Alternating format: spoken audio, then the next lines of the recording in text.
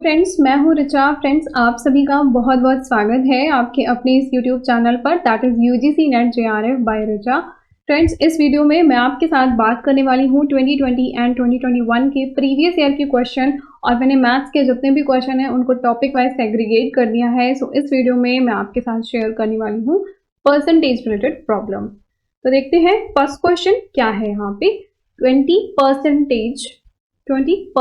है, और जहाँ पे भी ऑफ हो क्या करना है, मल्टीप्लाई हो जाएगा। जहाँ पे भी ऑफ होगा आपको मल्टीप्लाई कर देना है, ठीक है।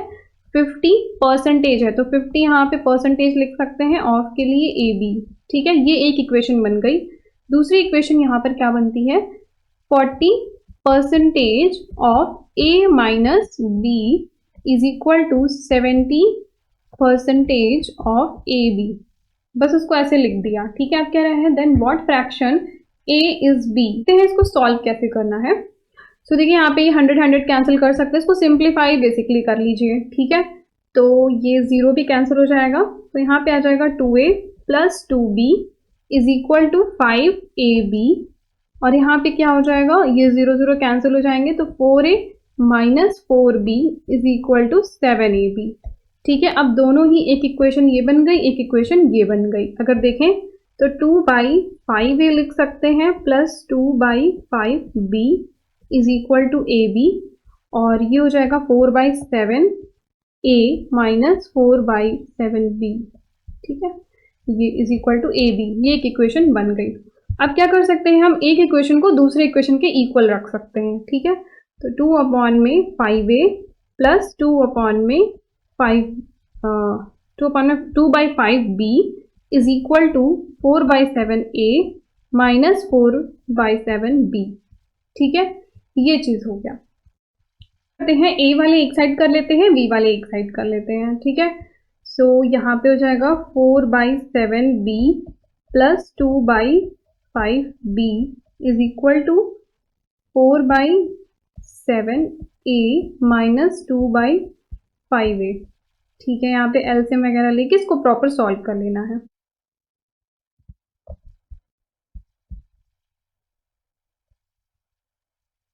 क्वेश्चन में क्या है यहाँ पे, what fraction of a is b, मतलब b इज इक्वल टू क्या है, so b is equal to 6/34a means, अगर इसको और सिंप्लीफाई करें तो ये 2 से कैंसिल हो जाएगा, 17, तो क्या आ जाएगा 3/17a, ठीक है। सो आंसर में क्या आना चाहिए, 3/17a। 3/17a ये आपका ऑप्शन फर्स्ट वाला है, सो फर्स्ट ही आंसर। नाउ नेक्स्ट क्वेश्चन, इसमें क्या है, इफ 30% ऑफ ए। देखिए मैंने क्या किया है, पहले थोड़े इजी क्वेश्चन, जैसे कि एक परसेंटेज का कॉन्सेप्ट बन जाए, फिर हम लोग थोड़े अच्छे क्वेश्चन करेंगे। तो पहले 30% ऑफ ए रखना है, यानी कि ए ऐसे लिख सकते हैं, ए का 30% विच इज इक्वल टू, अब यहाँ पे क्या लिखा हुआ है 0.25, तो 0.25 ये छोटी छोटी चीजें हैं, 0.25 को 4 भी लिख सकते हैं, 1/4, ठीक है, ऑफ बी, ठीक है, which is equal to 1/5 of C. और सॉल्व कर लेना है, 0 0 कैंसिल हो गया। अब यहाँ पे देखिए 3/10a which is equal to b/4 equal to c/5। अब क्या करना है, इसको इजीली सॉल्व करने के लिए आप 2 को सॉल्व कर लीजिए, ठीक है। ए बी वाले को कर लीजिए, फिर बी सी वाले को कर लीजिए।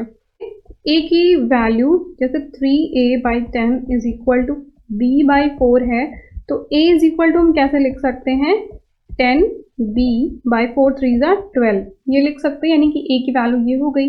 अब b और c को सॉल्व करते हैं, यहाँ पर देखिए b यानी कि b/4 is equal to c/5, तो एक के फॉर्म में सब कन्वर्ट कर लीजिए।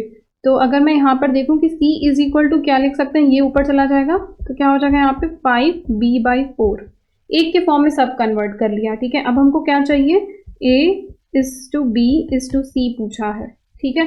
अब a की जगह पे हम क्या लिख सकते हैं, 10/12, और b की जगह पे b ही रहने दिया, और c की जगह पे क्या लिख सकते हैं, 5b/4 यहाँ से, ठीक है। अब ये सभी b तो कैंसिल ही हो जाएंगे, ठीक है, और यहाँ पर क्या आ रहा है, 12 है, एलसीएम में हमको 12 चाहिए, तो क्या करें, यहाँ पे ये है, अब इसको सिमिलर बनाना है, यहाँ पे 12 चाहिए, तो ये तो 12 है, और यहाँ पे बी की जगह पे 12 चाहिए तो ऊपर नीचे हम 12 से मल्टीप्लाई कर दें, ठीक है। नीचे 12 यहाँ पर चाहिए तो क्या करना होगा, 3 से ऊपर नीचे मल्टीप्लाई करना होगा, तो 15/12 आ गया।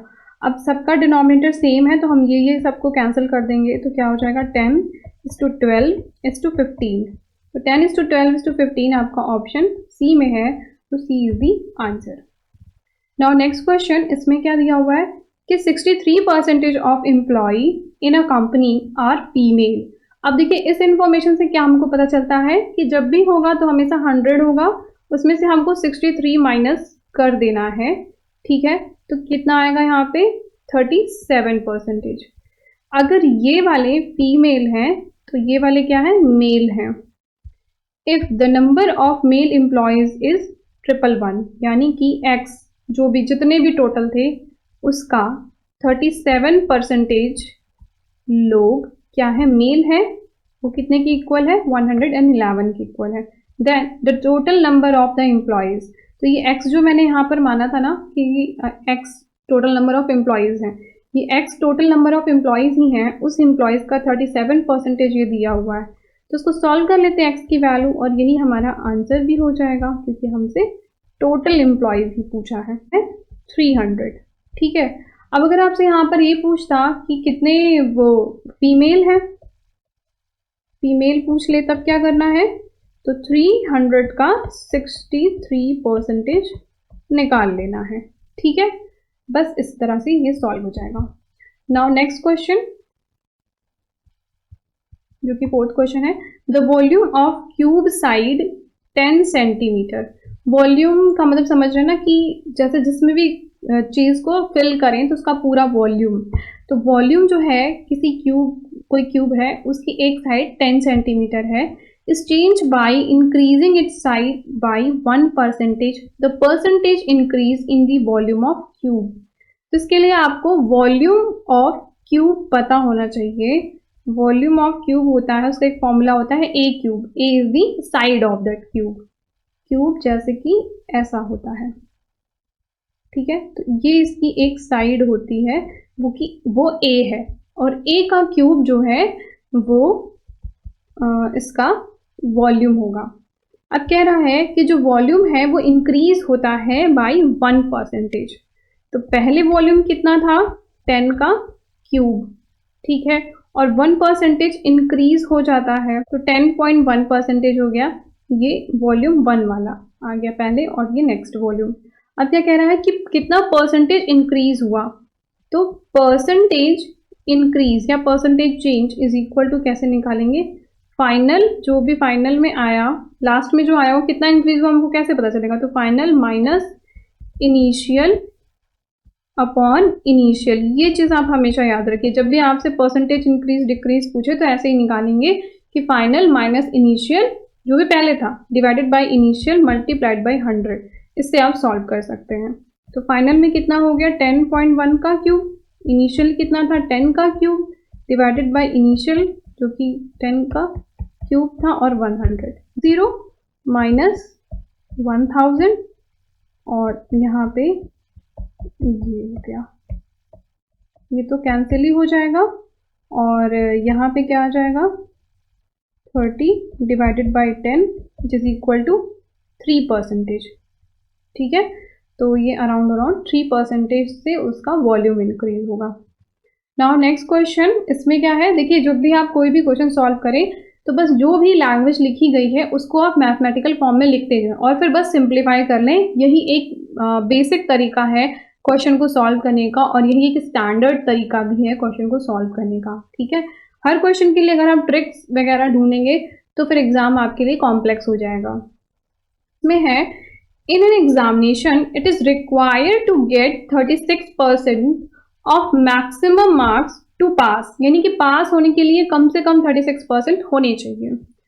फिर एक student got 90 marks and was declared fail by 9 marks, यानी कि 9 मार्क्स से वो फेल हो जाता है। इट मीन्स क्या कहता है कि जो भी कुछ मार्क्स था उसका 36% 99 के इक्वल होगा। अगर उसके 99 आ जाते तो मिनिमम रिक्वायरमेंट हो जाती पूरी और वो पास हो जाता, ठीक है। तो कह रहा है कि कैलकुलेट करना है मैक्सिमम मार्क्स क्या है, यानी कि x का 36% क्या है, 99 है। तो यहाँ पे हम x यानी कि जो होल मार्क्स है वो हम निकाल सकते हैं, x की वैल्यू फाइंड आउट कर लें, वही हमारा आंसर हो जाएगा। तो ये आपका 9 से कैंसिल हो रहा है और ये 4 से ये 25, तो 11 इंटू 25, यहाँ पे क्या है टोटल मार्क्स 275 उसका टोटल मार्क्स है, तो ये आपका आंसर हो जाएगा। नाउ नेक्स्ट क्वेश्चन, इसमें क्या है, 6 क्वेश्चन है। The salary of Hamid was reduce by 10%। तो लेट सपोज कि पहले कितनी थी, 100 रुपीज़ थी, 10%, 100 का 10%, हमेशा देखो परसेंटेज में 100 मान लेना या फिर x ले लेना ईजी होता है। तो जहाँ पर भी परसेंटेज में दिया हो कितना परसेंटेज कम हुआ ज़्यादा हुआ, तो आप वहाँ पे 100 मान लीजिए कि इनिशियली 100 था, ठीक है। तो 100 था और वो 10% जो है रिड्यूस हो गया, यानी कि अब कितना हो गया, 90 रुपीज़ हो गया। By what person should his salary raise to bring it back its original, यानी कि अब यहाँ पर आने के लिए उसको कितना बढ़ाना पड़ेगा। तो 90 का मतलब इसमें कितना बढ़ाएं, x% लेट सपोज बढ़ा दें और वो x% 10 के इक्वल होगा, यानी कि 10 इसमें अगर ऐड हो जाए तो सही वैल्यू आ जाएगी, ठीक है। तो अब क्या करें, ये इसको सॉल्व कर लेते हैं, ये 0 और ये 0 तो कैंसिल हो गया और ये 100 ऊपर चला जाएगा, 100/9, ठीक है। यानी कि 9 1 9 9 1 9 और 1/9, अगर इतने परसेंटेज जो है इंक्रीज कर दिया जाए तो वो बैक टू ओरिजिनल हो जाएगा। तो यहाँ पे आंसर आपका डी वाला हो जाएगा। आई होप कि आपको ये क्वेश्चन अच्छे से क्लियर हो गया होगा। नाउ नेक्स्ट क्वेश्चन देखिए, क्वेश्चन इजी है बट आपको सही से कॉम्प्रिहेंड करना है। यहाँ पे क्या है, the new cost of the mobile which has been discounted by 5%, यानी कि 5% डिस्काउंट देता है, ठीक है, और 3230, what was the cost of the mobile originally, 100% रहा होगा। अब क्या हुआ, 15% जो है रिड्यूस हो गया, उसके बाद कितना हो जाएगा, 85%, यानी कि अब मोबाइल की जो भी पहले वैल्यू थी वो अगर x थी तो उसका 85%, देखिए बहुत ही सिंपल वे में मैं लिख रही हूँ, मैंने 85% इज इक्वल टू कितना दिया हुआ है, 3230 दिया हुआ है। तो अब उसकी what was the mobile originally, जो ओरिजिनली था वो प्राइस वो जानना चाहता है। तो बस इस x की वैल्यू को निकाल लीजिए और आपका आंसर आ जाएगा, ठीक है। इसको सॉल्व करना है, ये आंसर हो जाएगा 3800, जो कि आपका ऑप्शन 4 में दिया हुआ है।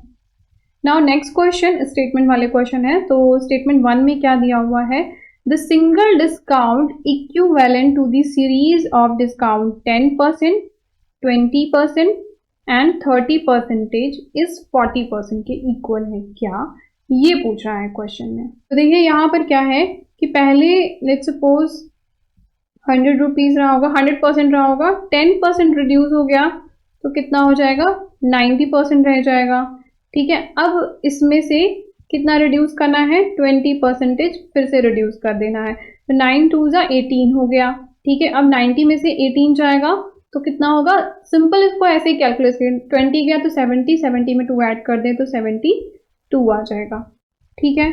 अब क्या कह रहा है, अब फर्दर फिर जो है 30% कम हो गया,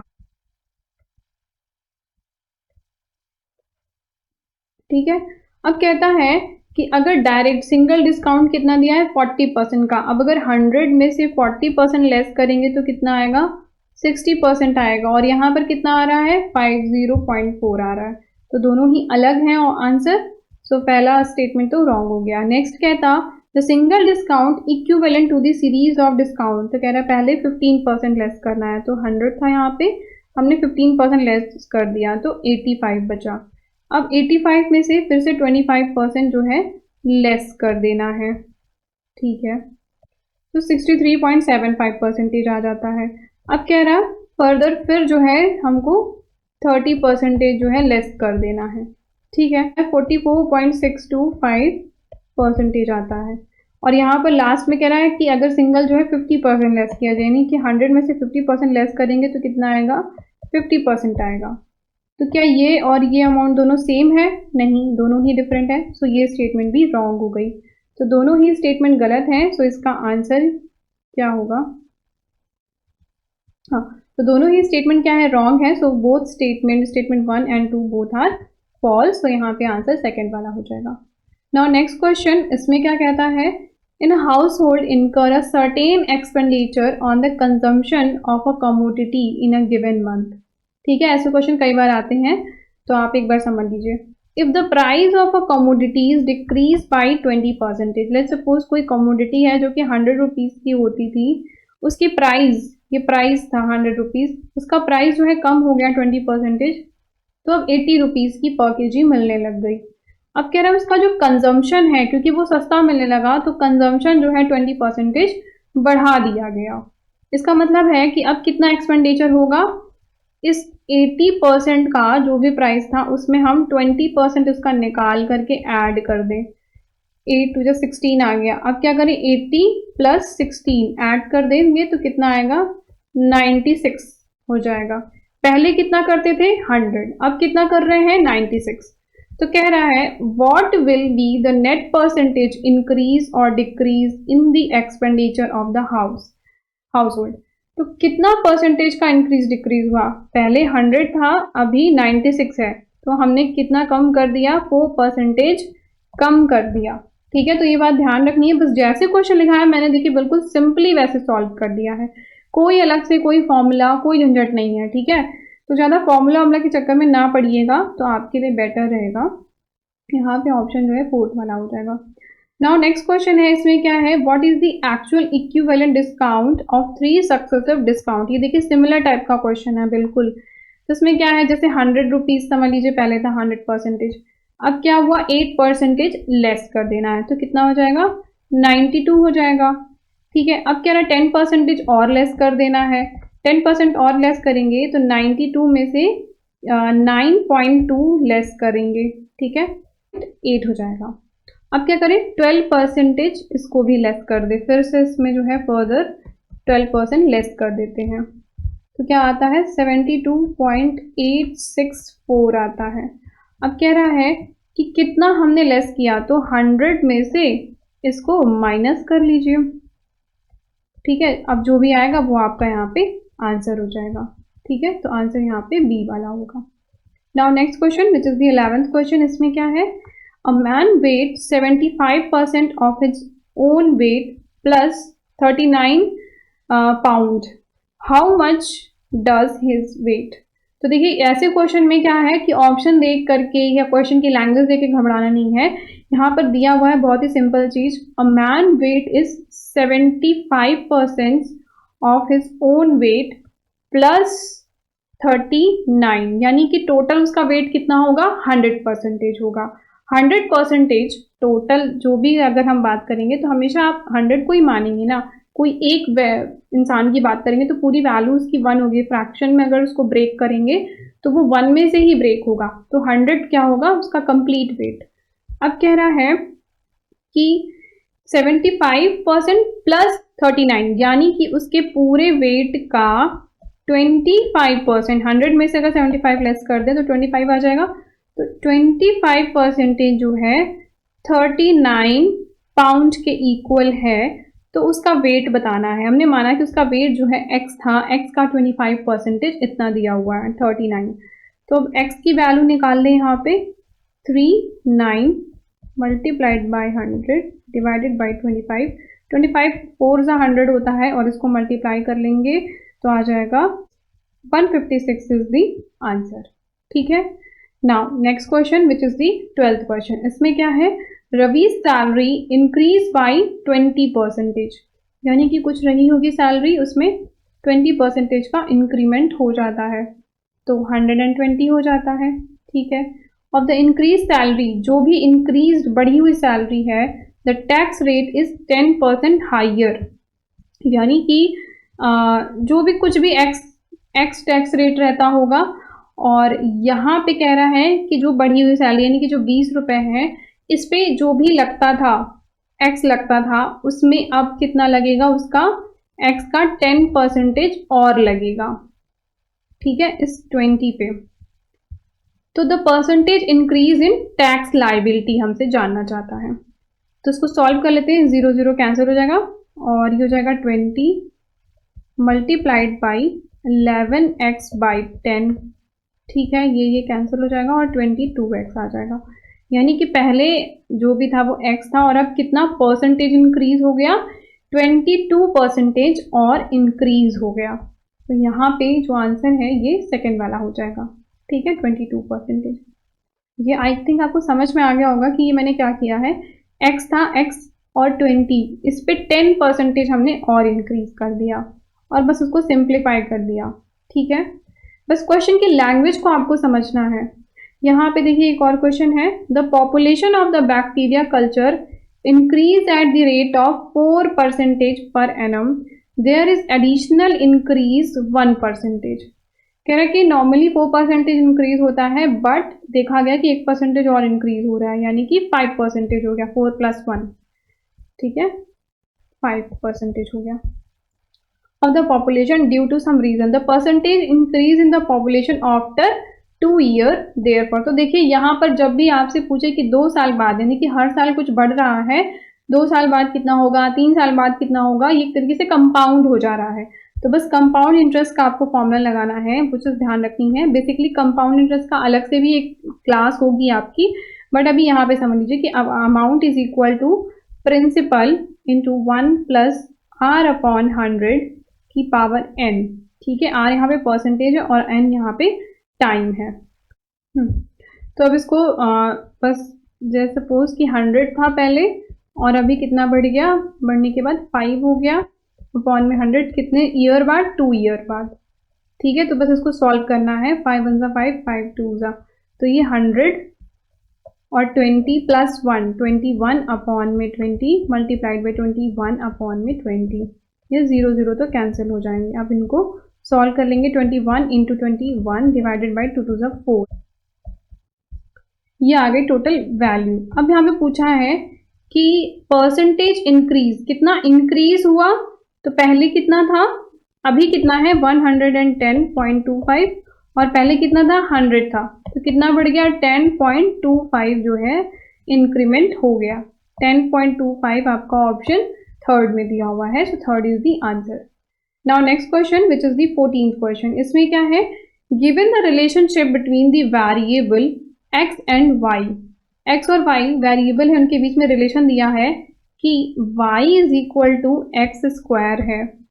ठीक है, if x change the value by 6%, अगर x जो है उसकी वैल्यू 6% चेंज हो जाती है, 6% यानी कि कितना हो गया, ये हो गया 0.06। अब यानी कि न्यू वैल्यू क्या हो गई, ये x न्यू n लिख दे यहाँ पे, न्यू x क्या हो जाएगा हमारा 1.06x, अगर हम माने कि ये इतना जो है बढ़ रहा है, 6% से इंक्रीज हो रहा है। तो what is the percentage change in y, तो y में चेंज क्या होगा, तो 1.06 इसका स्क्वायर इंटू x का स्क्वायर, क्योंकि ये तो दिया ही हुआ है। अब हमें ये वैल्यू को निकाल लेना है कि y में कितना चेंज आया होगा। तो चेंज निकालने के लिए हम क्या करेंगे, final minus initial upon initial into 100, ये फॉर्मूला आपको ध्यान में रखना है जब भी आपसे परसेंटेज पूछे। तो बस इस वैल्यू को यहाँ पर पुट कर दीजिए, क्या आता है, फाइनल है हमारा 1.06 का स्क्वायर, माइनस है इनिशियल में कितना था हमारा सिर्फ 1x का square, divided by initial x² multiplied by 100। तो परसेंटेज इंक्रीज यहाँ से आ जाएगा। अब यहाँ पे x² हम कॉमन ले लें और x² हमारा कैंसिल हो जाएगा, 1.06 का स्क्वायर माइनस ये तो 1 रहेगा मल्टीप्लाइड बाई 100 और ये कैंसिल हो जाएगा। ठीक है, इसको सॉल्व करेंगे आएगा 1.1236। ठीक है, 1.1236 और माइनस में 1 है। तो अब देखिए क्या करना होगा, यहाँ पे आपको मल्टीप्लाइड 100। अब ये 1 पॉइंट में से इसको माइनस करेंगे 1 को, तो यहाँ क्या बचेगा 0.1236 मल्टीप्लाइड बाई 100, तो क्या आ जाएगा यहाँ पे 12.36। ये जो होगा ये इंक्रीमेंट होगा। तो ये आपका ऑप्शन, ये ऐसे जो साइन बना होता है इसका मतलब होता है लगभग, अराउंड। तो यहाँ पे क्या आ जाएगा, 12% चेंज आएगा y की वैल्यू में। ठीक है, सो इसका आंसर सेकंड वाला हो जाएगा। नाउ नेक्स्ट क्वेश्चन है, इसमें क्या कहता है, the value of mobile phone depreciate eight the rate of 10% every year. It was purchase 3 years ago if its present value is 6561। तो यहाँ पे भी देखिए आप कंपाउंड वाला ही फॉर्मूला लगा सकते हैं, क्योंकि चीजें कंपाउंड हो रही हैं, हर बार जो है 10% डिक्रीज हो रहा है। तो यहाँ पे कंपाउंड वाला ही फॉर्मूला लगाना है। जैसे कि यहाँ पे जो वैल्यू दी हुई है कि इतने साल बाद इतनी हो जाती है, आपने लिख दिया। ठीक है, इनिशियली कितनी थी ये हमें नहीं पता, 1। अब क्या है, डिक्रीज हो रही है। आप यहाँ पर देखें कि वैल्यू जो है डेप्रिशिएट मतलब कम हो रही है, तो यहाँ पे माइनस का साइन लगाएंगे। ठीक है, और यहाँ पे 10 डिवाइडेड बाई 100, और कितने सालों में, 3 ईयर में, तो यहाँ पे 3 हो जाएगा। अब ये 0 0 कैंसिल, तो यहाँ पे क्या हो जाएगा, 10 - 1 तो 9/10। देखिए आप रिवर्स भी कर सकते हैं, है ना। जैसे कि अगर वैल्यू इंक्रीज हो रही होती तो यहाँ पे प्लस का साइन कर देते इस जगह, वैल्यू डिक्रीज हो रही है तो हमने यहाँ पे माइनस का साइन लगा दिया। ठीक है, तो ये बहुत ही सिंपल हो गया। आप प्रॉब्लम 6561 है। अब इस p की वैल्यू आप यहाँ पे निकाल सकते हैं। ठीक है, ये सभी 9 से कैंसिल हो जाएंगे, इसको ये सभी 9 से कैंसिल हो जाएंगे। ये आ जाएगा 9, तो यहाँ पे p की वैल्यू आ जाएगी 9000। 9000 आपका ऑप्शन 2 में दिया हुआ है, सो 2 is the answer. So friends, एक क्वेश्चन है जो कि आपके लिए होमवर्क है, ये आपको सॉल्व करना है। ठीक है, सॉल्व करके ऑप्शन आपको जो भी आपका आता है कमेंट सेक्शन में लिखना है, और अगर कोई डाउट है तो आप मुझसे ज़रूर पूछिएगा। मिलते हैं आपसे नेक्स्ट वीडियो में। आई होप कि आपको ये क्वेश्चंस, ये जो पैटर्न है ये आपको समझ में आया होगा, क्वेश्चन को सॉल्व करने का तरीका समझ में आया होगा। और आप कोशिश किया कीजिए कि जब भी आप क्वेश्चन देखें तो एक बार क्वेश्चन देख के खुद से सॉल्व करने की कोशिश करें, तो इससे और बेटर अंडरस्टैंडिंग होगी कि अगर जहाँ पे कुछ भी अगर मिस्टेक हो रही होगी तो आप क्रॉस चेक कर पाएंगे। And thank you so much for watching this video. आप टेलीग्राम चैनल पर जुड़ जाइए, वहाँ पर डेली नोटिफिकेशन एंड क्विज़ेस आपको मिल जाते हैं। And thank you so much for watching this video.